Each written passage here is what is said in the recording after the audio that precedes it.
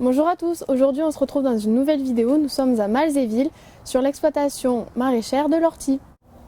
Eh bien bonjour, tout d'abord est-ce que vous pourriez vous présenter et puis nous expliquer un peu votre parcours et pourquoi vous êtes ici aujourd'hui? Alors Maxime, encadrant technique en maraîchage à l'ortie, ça fait 4 ans que je travaille ici. Le parcours lycée agricole, après divers travaux en industrie ou agriculture, et puis une reprise d'un apprentissage en maraîchage bio à la MFR à Uzès dans le sud, et puis donc apprentissage d'1 an, après installation cotisant solidaire sur 1 hectare, donc où je travaillais tout seul. Et après changement de région, retour en Lorraine, et après diverses expériences plus sur de l'animation en jardin, je me suis retrouvé ici donc à refaire du maraîchage en plus grand, quoi. D'accord, ok. Voilà. Alors, bonjour, Margot, moi je suis encadrante technique aussi à l'ortie depuis un peu moins d'1 an et demi. Parcours agricole, lycée agricole, école d'ingénieur en agronomie, et puis divers boulots plutôt sur du para-agricole, du conseil, du commerce, du contrôle, des choses comme ça en agriculture bio. Et puis j'ai repris une spécialité en agriculture bio, voguer un peu. Moi je suis plutôt issue de l'élevage, et puis je suis vraiment arrivée à l'ortie par l'aspect insertion. Et donc je développe mes compétences en maraîchage en même temps que le travail social. Est-ce que vous pouvez un peu nous parler de l'exploitation, comment elle fonctionne, tout La ça? structure s'appelle l'ortie, c'est une structure d'insertion qui existe depuis 20 ans. Avec 2 activités, l'entretien des espaces verts et du maraîchage sur 4 hectares, à peu près, 4 hectares. Donc il y a deux volets, on va dire, à l'ortie. Donc il y a le travail effectué des 2 activités et donc de l'accompagnement social.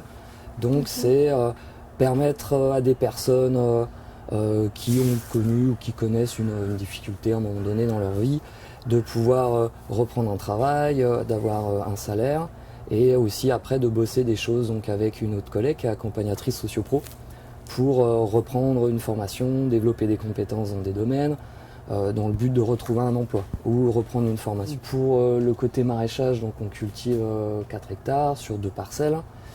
On réalise à peu près 40 légumes à l'année sur les légumes racines, feuilles, fruits.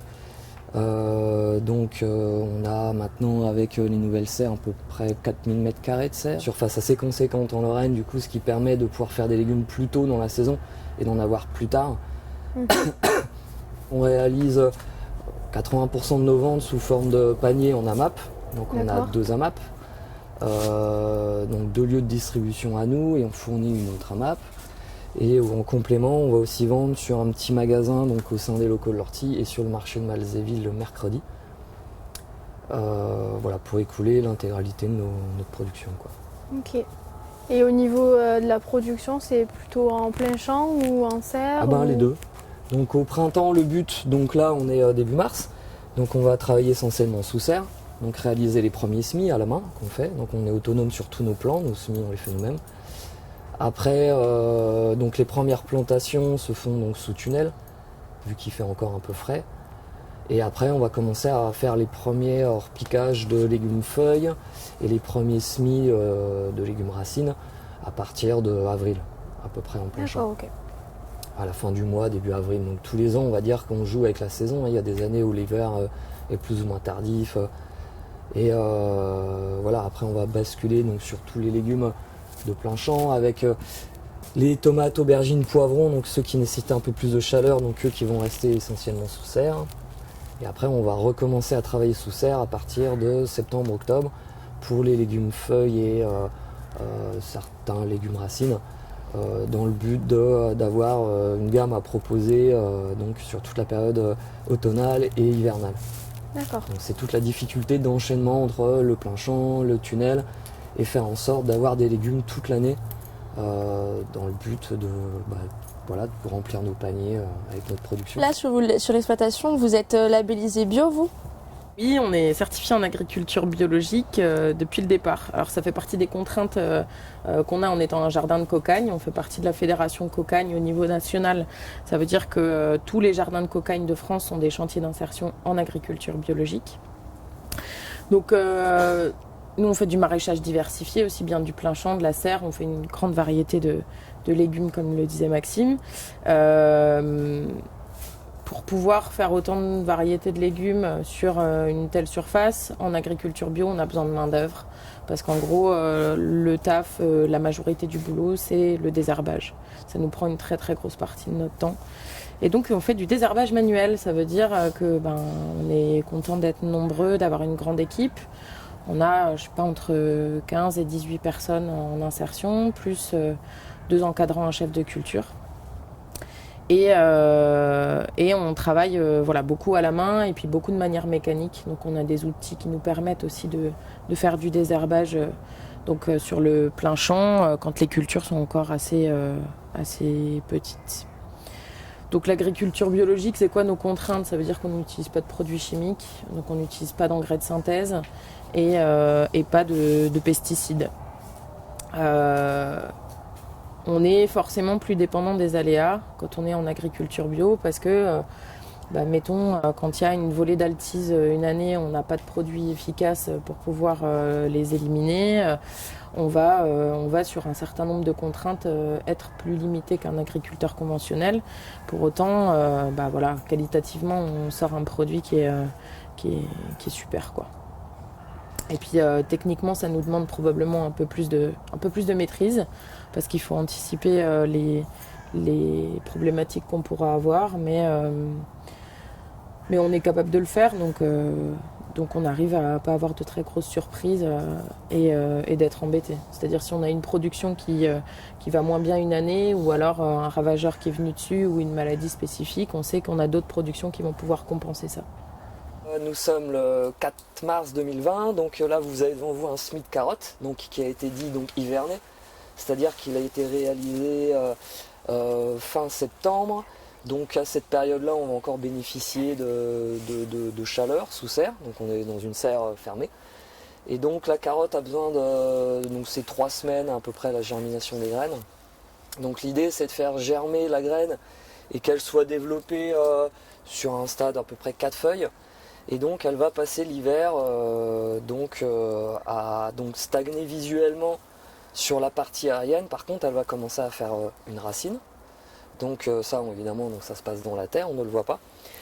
Et la carotte à ce stade-là, quand elle est petite, peut geler, dégeler. Donc on va mettre des voiles de protection, des voiles d'hivernage.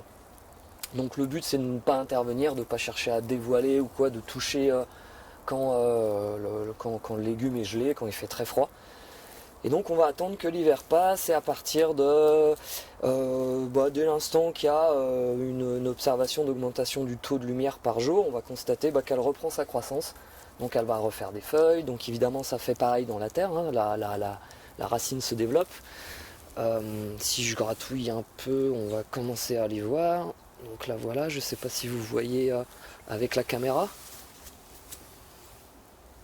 Voilà, donc les petites carottes là. Et donc voilà, dans l'idée, on est début mars, d'ici peut-être autour de fin avril, on aura de la carotte primeur en Lorraine. Donc ce système, cette technique d'hivernation, on peut le réaliser sur aussi de l'épinard, on va aller voir après. Sur de l'oignon blanc, on va vendre en oignon frais. Et sur certaines variétés de salades aussi, c'est faisable. Voilà. Et du persil. Pour vous, comment vous voyez l'avenir de l'agriculture avec tout ce qu'on peut voir dans les médias, la nouvelle PAC qu'il va y avoir et ces choses-là? Oui.